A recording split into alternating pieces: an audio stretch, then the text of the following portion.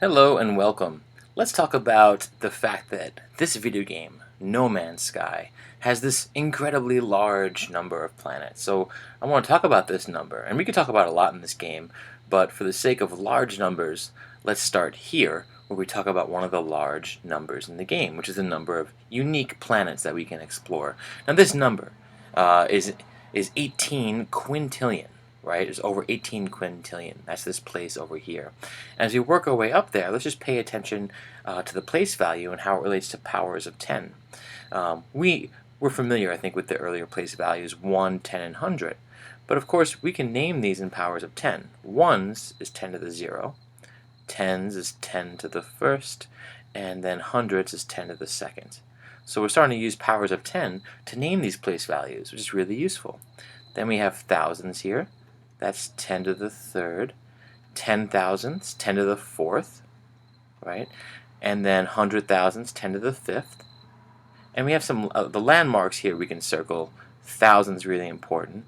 They're all important, I guess. But notice that every time we jump up 3 powers of 10, we get to a new type of name for numbers. So thousands, and then 3 more powers up we get here, and we're into millions, 10 to the 6th, our next landmark. Then 10 millions, 10 to the 7th, 10 to the 8th, 100 million, then billion here, right? That's 10 to the 9th. We jump up from 3 to 6 to 9. And then after billion, 10 billion, 100 billion, then trillion, 10 to the 12th. And then 10 trillion, 100 trillion, quadrillion here, 10 to the 15th. And then 10 quadrillion, 100 quadrillion, and then quintillion, 10 quintillion, and so on and so forth. So this number, right, is of the order, 10 to the 19th, right? We reach the 10 to the 19th place value. Unbelievable.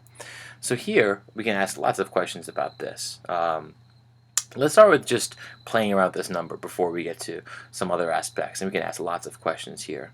So this question says, using scientific notation, estimate the number of planets to the nearest quintillion, quadrillion, and 100 trillion. So to the nearest quintillion, that's this place value right here, the 8. So for the rounding, we use the place value before it, right, the 100 quadrillion.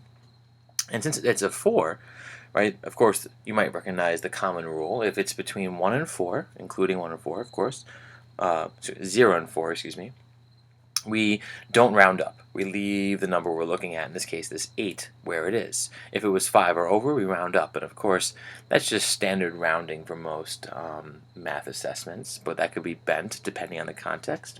Anyway, so that means here that to round this to the nearest quintillion, we could say it's 18 quintillions. And now quintillions are 10 to the 18th. So this is 18 times 10 to the 18th. To get it in scientific notation, we can divide 18 by 10 to get 1.8 and multiply 10 to the 18th by 10 to get 10 to the 19th. And this would be our number right here, to the nearest quintillion.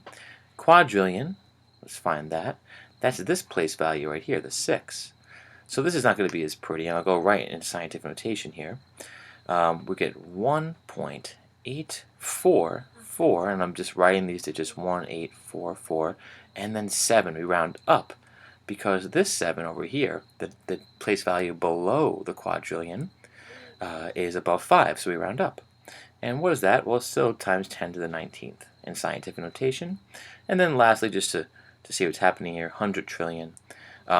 This 7 is in the 100 trillion place. So now we just go 1.8447, and we leave the 7 where it is because the 10 trillion place over here is below 5, and it's still times 10 to the 19th.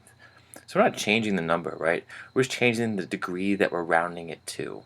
And so those are 3 different ways to round this incredibly awesome number. Thanks.